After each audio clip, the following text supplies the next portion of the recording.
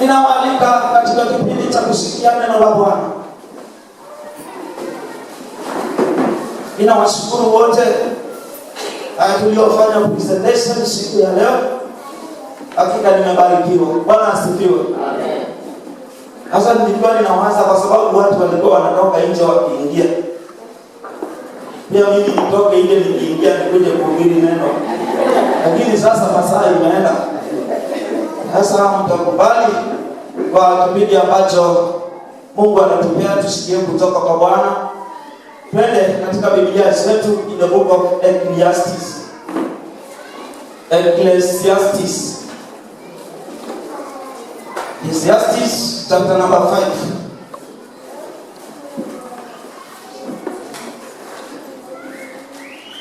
Ecclesiastes ni Mhubiri kifungu cha 5. Ninasoma mstari mmoja kutoka pale, kisha tutaenda kusikia sauti ya Bwana kutoka mahali ambapo tulisoma Judges. Ecclesiastes chapter number 5 verse number 2.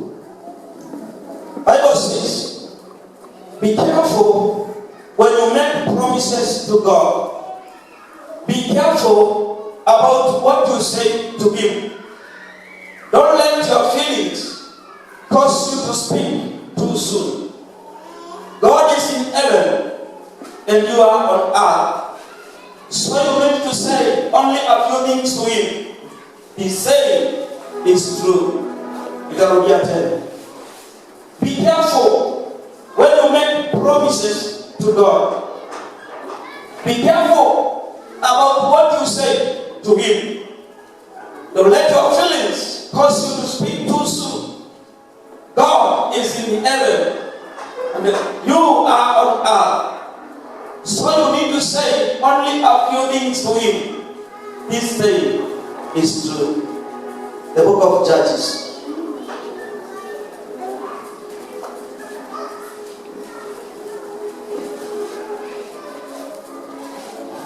Judges, kuna mzee ameniambia inaitwa Mwanamaki. Kama ameniambia kweli. Judges chapter number 11 verse number 29. Chapter 11 verse number 29. Ninasoma mistari michache hapo, ndipo mahali ambapo tulisoma. Verse 30, the Bible says, Jephthah made a promise to the Lord. He said, if you let me defeat the Ammonites, I will give you the first thing that comes out of my house when I come back from the victory. I will give it to the Lord as a burnt offering. Verse 34. Jephthah went back to Mizpah. He went to his house, and his daughter came out to meet him. She was playing a tambourine and dancing. She was his only daughter, and have any other son or daughters he did not have. When Jephthah saw that his daughter was the first thing to come out of his house, he tore his clothes to show his sadness. Then he said, oh my daughter, you have ruined me. You have made me very sad. I made a promise to the Lord, and I cannot change it. Bwana asifiwe. Naomba usalimie mwenzako na umwambie living to the promise. Na watu waongee, hata kama unasikia njaa, mwambie tu, hata kama maneno hayatoki, living to the promise. Living to the promise.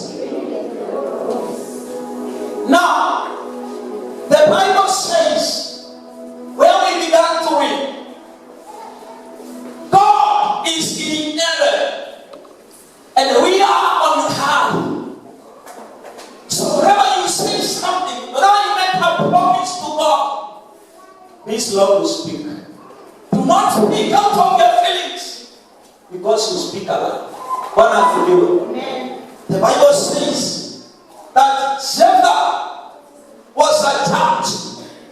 After the death of Moses, Mungu akamwambia Joshua, now Moses my servant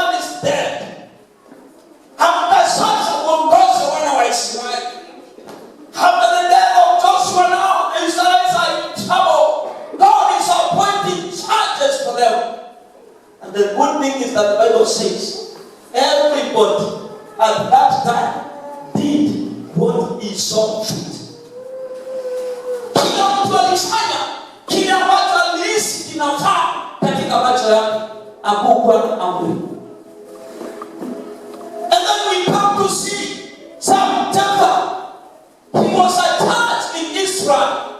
The Bible says that Jephthah was going to fight with their enemies. He made a vow, he made a promise to God that whenever I go and I fight these people, and God will help me, I be victorious in this war when I come back home. And you listen from me. Jephthah anaweka nadhiri na Mungu. Mungu amenipea neema na ninamshukuru. Hakuna mahali niliwahi kuhubiri mtu akalala, na mahali ambapo nilihubiri mtu akalala huwa ninapeana kwa moja 1000. Nikiona na usilale hata saa hizi kabela.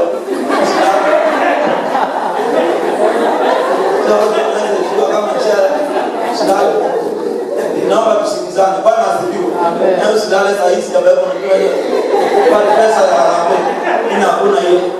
So let me listen to me now. Jephthah akaweka nadhiri na Mungu, akaweka a promise na Mungu. Akamwambia kwamba Mungu nisaidie, sasa ninapenda kupigana vita. Na ikiwa nitaupata ushindi kwa vita ambavyo nitaenda kupigana, basi itakuwa nikirudi nyumbani kwangu, kile cha kwanza ambacho kitanikutana nitakupea kiwe dhabihu. Bwana Yesu asifiwe. Ndiko inasema Mungu akamsaidia Jephthah, akapenda akapigana vita, akashinda vita, akageuka kurudi nyumbani. Lakini alipokuwa amerudi nyumbani, msichana wake wa pekee akamtambua, akakuta akicheza ile tambourine, akidansi, akiusherehekea ushindi. Jephthah alipomwona akasema, oh my daughter, you have ruined me. I cannot kill you as an offering. I made a promise to God that wherever I come from war, kile kitanikutana nitampea Mungu, but I cannot do this. Jephthah is very sad. Wakati unatoka kazini ama wakati ambapo unatoka nje, ukiingia kwako, ni nini kinakukutana cha kwanza? Na mtu ananiambia ongo. Nini kinakukutana cha kwanza? Kwa sababu watoto wanaweza kuwa kwa nyumba wakiwatch TV. Mama anaweza kuwa kwa nyumba. Na siku hizi sio kama zamani. Zamani mzee akikuja, mama alikuwa anamkimbilia huko kwa gate. Kwa anaona kitambo anakwenda anachukua mfuko, anakuja watoto wanamkuta. Lakini siku hizi utakuja, kia kwa nyumba, wewe utuwekee maji. That is what the things are changing. Unakuta libane vitu vimejaa. I don't know what was the thought of Jephthah in his mind, but I only think when Jephthah was making the promise to God, he thought that what will come for him when he's coming from the war is not his daughter, it's another thing. Maybe alikuwa anafikiria Mungu. But he made a promise to God. Sasa mtoto wake amekuja. Jephthah is very sad. He did not like it. He could not live to his promise. You made a promise to God. You have now to live by your promise. I want us to reason today. Living to the promise. Bwana Yesu asifiwe. Kuishi ndani ya ndoto. Mimi nimeona watu wananishakaza sana. Sometimes back nilikuwa Bible school. Nilikuwa first year. Alafu kuna basi ambaye alikuwa wa kanisa la GCC. Alikuwa amenipeleka shule, na aliponipeleka shule, tukienda shule hivi, tukiwa mahali hapa Maturu, atukapata kuna mlima, kuna mahali kwa tunapanda mlima pale tukanunua mfuko. Tulipokuwa tunapanda mlima, maana alikuwa mtu mkubwa sana. Tulipanda mlima, akaketi mahali chini. Akaniambia nasikia roho inangonga. Anasikia roho inangonga. Nikajua hiyo ni hata attack. It was serious. Nikaenda nikamumulia maji, akakunywa, akapata nafuu kidogo, akaamka, akaenda kanimulia mfuko. I remember akimulia mfuko ile briefcase ile wewe unabeba, nilimuonyesha ile ya kubeba Biblia. Akaniambia hiyo ukipata pesa utakuja kujinunulia nimekununulia na sijanunua mpaka sasa. Hiyo ni mbaya. Sasa tulipomaliza hiyo shughuli yote akanituma kwenda shule. Within a month akajaga dunia. I remember very well, it was on a Wednesday. Tulikuwa tumetuma fees Monday.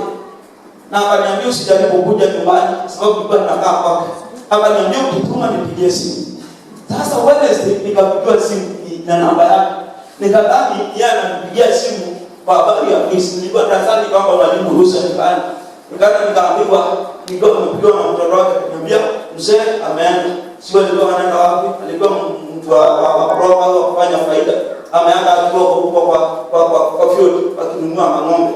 So mimi nilirudi darasani nikiwa nimeudhika. Tukaenda tukafanya mazishi. Sasa hapo kwa mazishi, sasa mimi nilikuwa naitwa mtoto wa adoption. Hapo kwa mazishi MP alikuwa. Nikasema yule mtoto nimemjua, huyo kijana nimemjua, na sasa mambo yake ya fees nimeishughulikia. See, God has promised before people. Baba, kuna mtu mwingine akishughulika na fees yako kwa sababu yeye amesema atashughulika. Na watu wanajua MP hapana pesa. Let me tell you.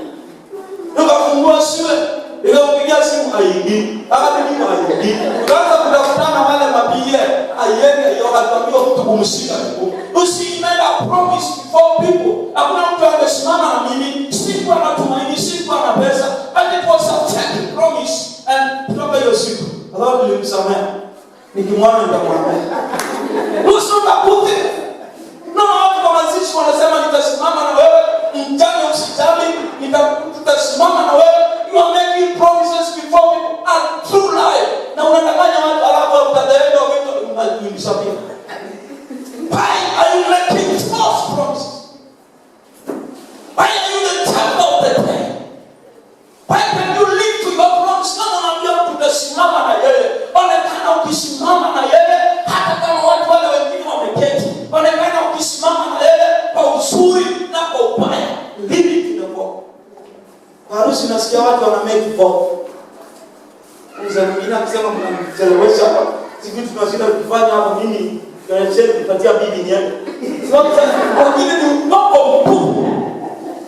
Au nitakaa na wewe wakati wa njaa, nitakaa na wewe wakati wa magonjwa, nitakaa na wewe wakati wa nini, wakati wa conflict, I will stand with you. Wakati Mungu alisaidia, wakati mimi nitakuja to make his course, I make the true for. Bwana Yesu asifiwe. Because you have to live to your promise. Don't lie. If you will not lie in times of difficulties, tell him, hapo usiongee na masa kidogo. Kwa sababu don't lie, because when you make a call, you are committing yourself to that thing. Wakati unasema hautacha mtu wakati wa magonjwa, wakati wa shida, na uje kumwacha, you have broken your promise. I will never have peace. Bwana Yesu asifiwe. Amen. Bwana Yesu asifiwe. Amen. Salimia mtu mwambie, live to your call.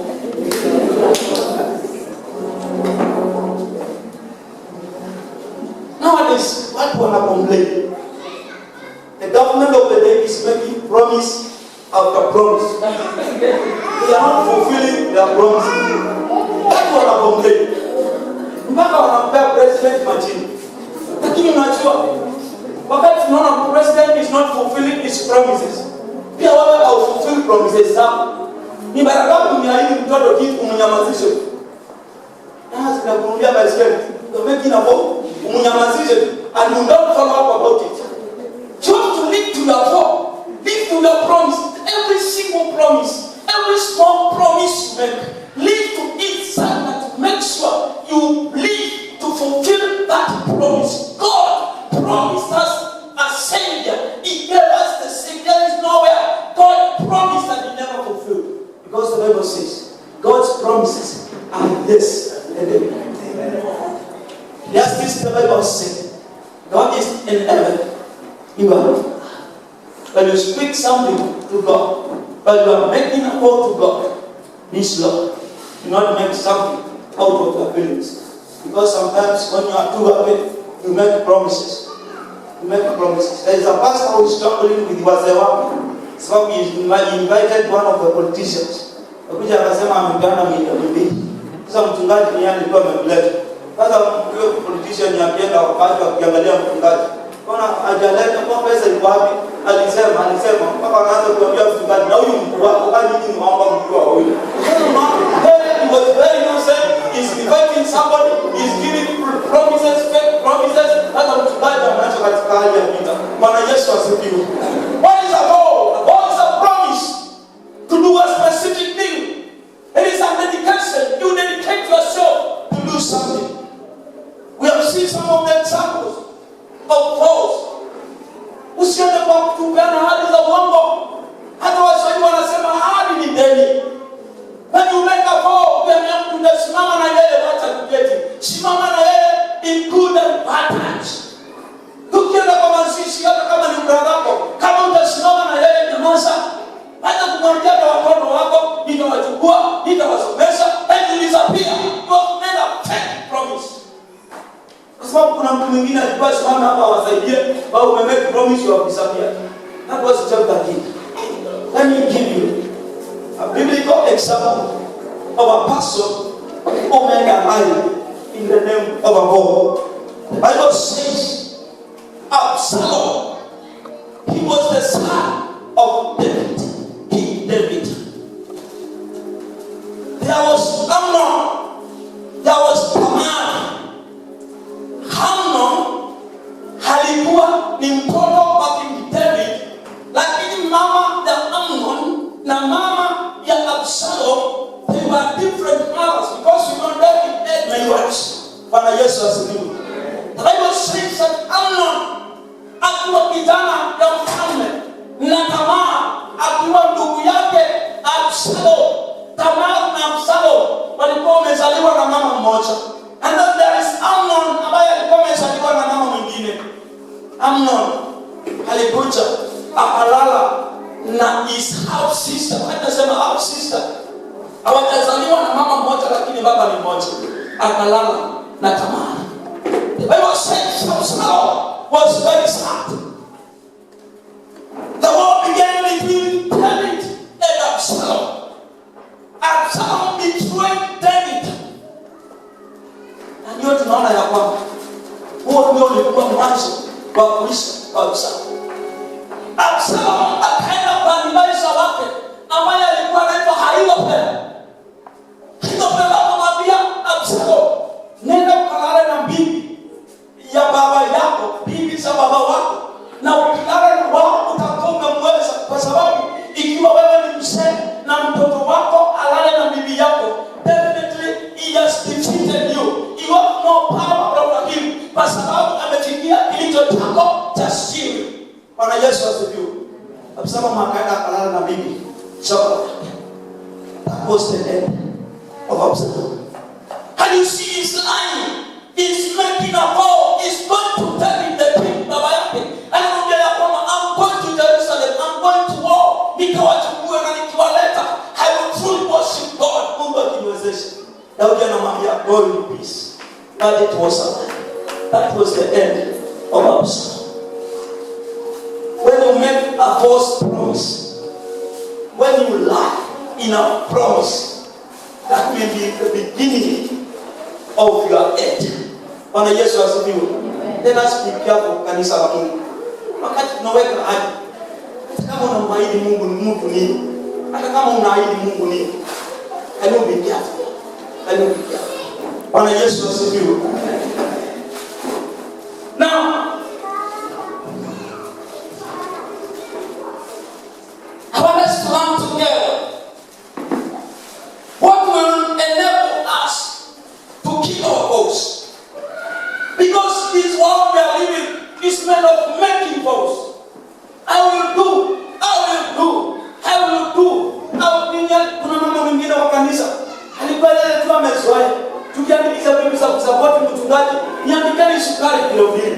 Niandikeni sukari na leti. Kama wakati mwingine nikasema ya kwamba huyu mama akiandika sukari kilo 2, mtu mwingine atakuja mahali alete na andike zake kilo 2. Kwa sababu ilikuwa mtindo wake. Niandikeni kiu ya mchungaji. Nikakasika nikasema kiu isiwe inaandikishwa. Niandikeni kiu ya mchungaji. Kiu ya na leti. You're making a promise. And you're making promise to the Lord. One, understand your relationship with God. Bwana Yesu asifiwe. For you to fulfill the vow, you have to know who is God who don't care. Those people who don't have God in themselves. They don't have the inner conscience and something that keeps touching them. You men of God have fulfilled it. Understand your relationship with God. Even when you are making force in church. Bwana Yesu asifiwe. Uhusiano wako na Mungu uko vipi? How is your relationship with God? Understand.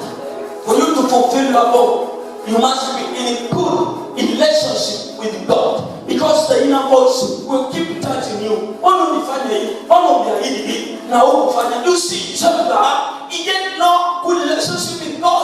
Akamwomba Mungu akamwambia nisaidie niende nikapigane vita na nikishinda kitakuwa kile kitanikaribia nikikuja kwangu. Nitakupea. But Jonah is very sad.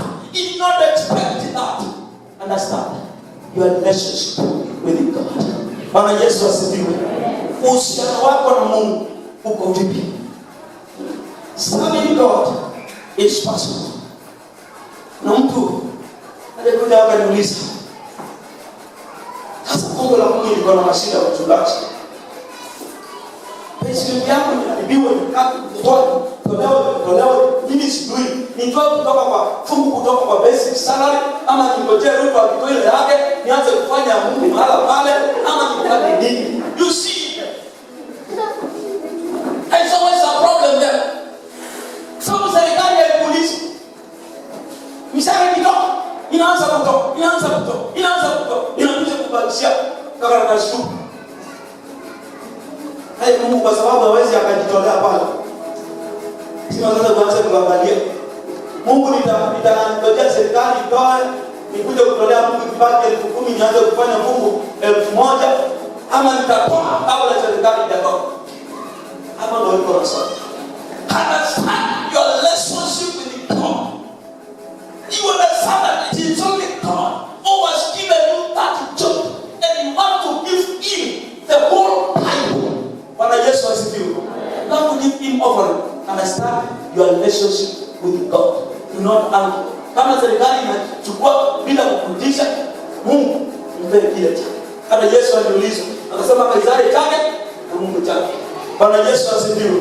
God understand no matter the starting from Israel. You have a God in heaven who watches everything. Bwana Yesu asifiwe. Number 2. 1970s.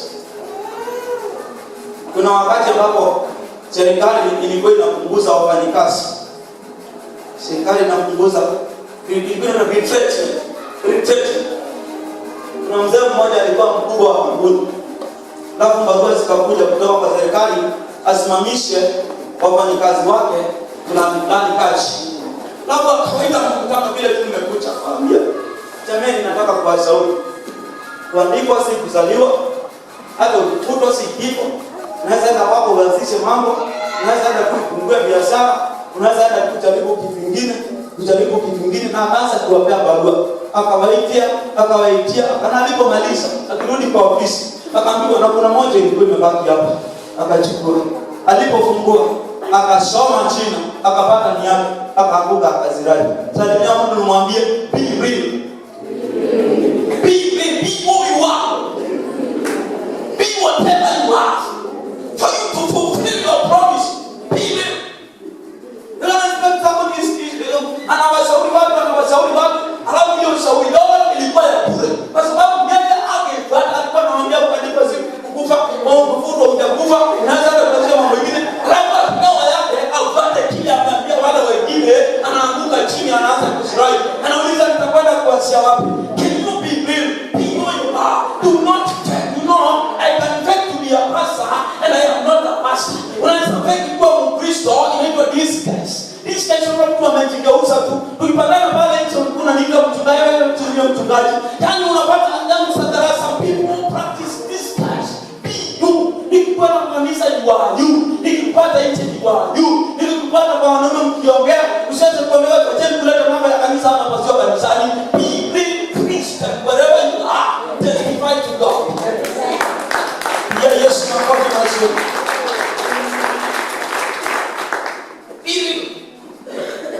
Mzee mmoja alikuwa na mbuzi yake ilikuwa imezaa mapacha. Alafu alikuwa ameambia Mungu nitakupea uzao wa kwanza. Hapo akafunga ile busi karibu na mto. Nilipofunga ile busi karibu na mto, mvua ikanyesha, maji ikakuja ikabeba kabusi kamoja. Nilipokuja kaangalia, kumwambia Mungu, sasa mimi nilikuwa nimekwambia hapa moja ni hapa. Sasa hiyo wewe umejichukulia.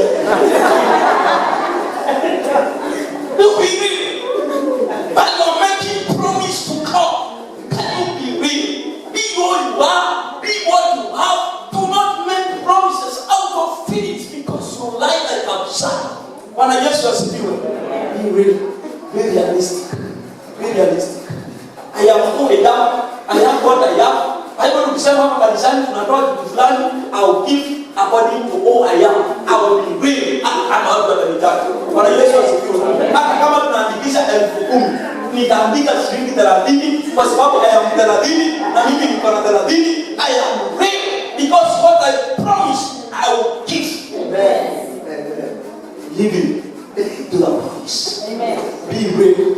Understand your relationship with God. Because your relationship with God is the one which will push you to fulfill your promise. Be realistic. Be do not fake. Hata wakijana wanasema hivi. Do not fake. Live your life. Serve God according to the capacity that He has kept you, and you will glorify God in whatever you do. Bwana Yesu asifiwe. Hata wakati ambapo tunaenda kwa mazishi, can you be a Christian? Kama kitu tunajua huwezi fanya, can you be real? Useme ya kwamba hao watoto wameachwa, acha kusema kama watu wengine wanasiasa, nitasimama nitawasomesha, alafu unaondoka kabisa na unapotea kama mjane anaachwa hapo akiuza bushi. Kama uwezi sema tu, kama unyamaze, na kama Mungu atakuwezesha, kama Mungu akuwezesha ukuje kufanya, kuliko kupromise watu wengine wanyamaze. Unajua mama alikuwa anaandikisha sukari, alikuwa anafanya watu wengine ambao wangetoa kota 4 wasitoe, na yeye anasema nimetoa kilo 2. Can you be real? Kama ni kota bana, kaya kota zikuwe 10, nimewe na karatasi hivi, kuliko kusema kilo 2 na asionekane. Bwana Yesu asifiwe. Living with a promise. Mtu anasema wale mfungaji mkubwa tunamwomba leo. Ni neno la Mungu. Bwana asifiwe. We live in our purpose. Be real in the purpose that you make. Live with the promise. And finally, be faithful. Bwana Yesu asifiwe. Faithfulness is very important. In the book of Acts, we see the story of Ananias and Sapphira. They are coming to the house of God. They are lying to the Spirit of God. They are lying in the Spirit. They are not faithful. Look at Caleb. Look at Abel. And those are the two groups. If I don't, you don't care. You want to give God what is not worthy. You see, Jephthah was making a promise to God because he did not give to God what is worthy. He wanted to kill it kama ni mwana kama ni kuku, hiyo nimekupea Bwana. Lakini kwa sababu msichana wake wa pekee amekuja, is very sad. It's not what I expected. Be faithful. If you tell God, ukiniwezesha kupata hii kazi, mshahara yangu yote nitalete kanisani. That's a goal of men.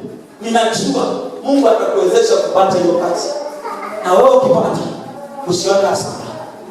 Yote ndio niliyoahidi ilete kwa nyumba yako. Bwana Yesu asifiwe. And that's what we say. Mungu nisaidie niwezeshe nipate ndoa. Nikipata ndoa nitaleta sadaka ya kukushukuru. Wewe ukipata ndoa unakwenda honeymoon Mombasa, unasahau ya kwamba uliahidi Mungu kitu. Na wewe unasahau, na hapo ndipo ambapo Mungu ako na deni nasi kama Wakristo. Bwana Yesu asifiwe. Live to your vow. Whatever you make a vow, live to your vow. Be faithful. Come to the Lord with the vow, the promise that you made. Give to Him. You will establish your plans. Bwana Yesu asifiwe. Kanisa kama Mungu amsaidie sana. Mimi nimeona mchungaji fulani alisimamisha washirika wake akamwambia leteni payslip zenu. Akakuwa anakalkuletia kila mtu mshahara jana ni hii, huko na 10 ni hii. Na mtu anatoa na muulizi, hii hapo nikatoa. Anatoa na wewe unaleta hii, wewe unaleta hii, wewe unaleta hii. Iko na mahali pengine tulikuwa tunajenga kanisa choo kama ile tu. Aje nimekupa example na hiyo ofisi tunajenga. Watu wakaambiwa tu pesa, watu wanatoa kama wangapi. Mchungaji akasema na kwa niandikeni majina ya kila mtu ambaye ametoa. Na kwa sababu nilikuwa choo, hiyo majina ikaka ikabandikwa pale kwa choo. Sikuzuia mtu asiingie kwa choo, lakini nilipoonyesha mtu kuna haja ya kumtolea Mungu. Bwana Yesu asifiwe. Kuna haja tuwaje ahadi kwa Mungu uitimize. Hata kama mchungaji ambaye alikuwa anakupeleka pesa slip za watu, hakuwa anakupeleka kwa sababu alikuwa mbaya. Na Mungu hawezi fanya hivyo kwa sababu I know you are faithful to God and whatever you do to God, God accepts it. Alikuwa anafanya hivyo kwa sababu anaonyesha washirika ya kwamba you have to be faithful and give God whatever is his and give to Caesar what belongs to Caesar. Simama na mimi.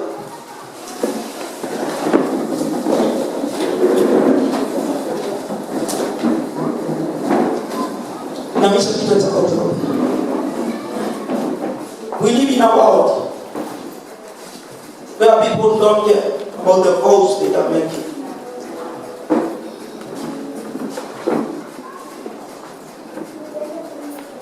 Nimeona watu wakicheza, wanaweka ahadi tu bila kufikiria. Watoto wengi mnaona hawajasoma leo. Mtu alisimama baada ya wazazi wake kuondoka, akasema nitawalipia shule, akaondoka akaenda. Hakurudi tena kuuliza kama watoto wanasoma. How careless people are in making vows. Swali kubwa la siku ya leo, will you live to your vow? Kuna mahali uliahidi kitu wewe haukujali, hata hujafuata kulitimiza. Biuli yako. Mungu akasema ya kwamba Yehova yuko mbinguni, Mungu yuko mbinguni, nasi tuko huko duniani.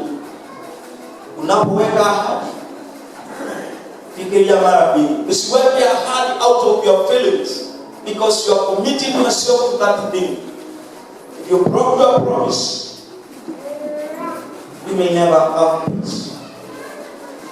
God is looking for people who are faithful. God is looking for people who are real. God is looking for people who understand their relationship with Him.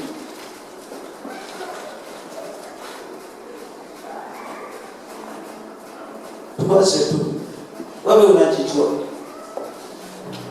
Mimi kama mchungaji ninajijua. You cannot lie to God. Unaweza kuwa haujui mke wako, unaweza kuwa haujui mpango wako. Anania akaulizwa, hiki ndicho nilichopata baada ya kuuza. Akasema ni hiki. Akasema ni hiki. Akakufa mbele ya madhabahu. Bwana anisaidie, Bwana anisaidie tu. Bwana anisaidie na kusaidie ndugu katika Kristo. Ili kwamba unapoweka ahadi mbele za Mungu, shikawe ni ahadi za kweli, uishi katika nadhiri ambayo umefanya. Ngapi wanasema Mungu nisaidie uhusiano wangu na wewe uwe tu mwema.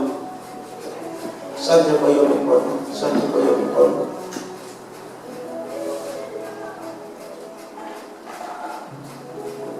Maandiko inasema nyakati zile za mwisho watu watakuja wengi. Tumwambia Bwana, tulitoa mapepo kwa jina lako. Tuliombea viwete wakatembea, vipofu waliona, viziwi walisikia. Bwana atawaambia ndokeni. Hiyo ndilo litakuwa neno la kilio tu. Umefanya kazi ya Mungu kwa miaka mingi. Mungu akwambia ondoka hapa, sikujua. Wengi wanasimama na matoleo walifanya kanisani. Wengi watasema nilisaidia mchungaji, wengi walisema nilijengea Mungu nyumba. Mungu awaambie mimi siwajui. Kwa mstari unanifanya kunyenyekea tu. Kwa nini Mungu aseme anijui vile nimechoka kwa hii kazi? Ngapi wanasema Mungu nionyeshe njia yako nisipotee? Ngapi wanasema Mungu nionyeshe njia yako nisipotee? Baba Mungu, katika jina la Yesu Kristo, tumesimama mbele zako kwa unyenyekevu mkuu. Sisi ni binadamu, huenda kinyume na mapenzi yako. Wakati mwingine tunaahidi tu tukiwa tayari kutimiza, lakini kwa mambo ya dunia hii hatufikii. Tunaomba msamaha. Naomba msamaha kwa kila ahadi tulifanya na hatukutimiza. Ile tulifanya ahadi tu kwa nyumba yako na hatukutimiza. Tusamehe Bwana na utuwezeshe kutimiza. Asante kwa kila mmoja. Tunanyenyekea mbele zako, mfalme wa wafalme. Tunatubu dhambi, tutakase Bwana.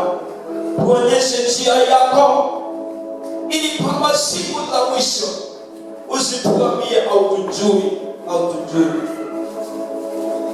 Unasema unaijua njia ya mwenye haki, lakini njia ya waovu itapotea. Njia yetu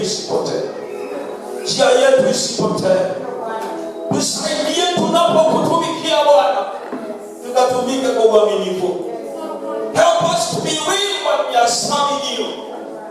Help us in our relationship with you, ili kwamba tulitetee jina lako mpaka mwisho. Usaidie Bwana, saidia familia zetu, saidia watoto wetu. Utukumbuke. Wewe ni Mungu mwaminifu, tuatia neno lako kufikia kulitimiza. Roho wako ni mwalimu, iwezeshe roho yako, neno lako kupenya katika mioyo yetu. Asante kwa sababu unastahili. Wote tunanyenyekea tukisema jina lako libarikiwe. Ni kwa jina la Yesu tunaomba na kushukuru. Amen. Pigia Yesu makofi mazuri.